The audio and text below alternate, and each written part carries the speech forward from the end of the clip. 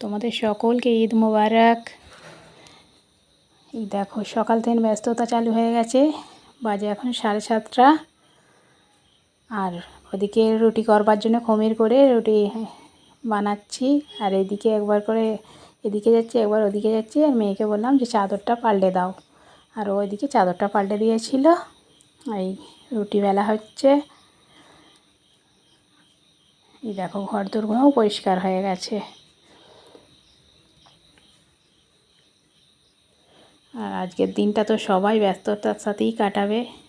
আলহামদুলিল্লাহ খুব ভালোভাবেই ঈদটা মিটেছে আমাদের, কোনো ঝামেলা হয়নি এদিকে।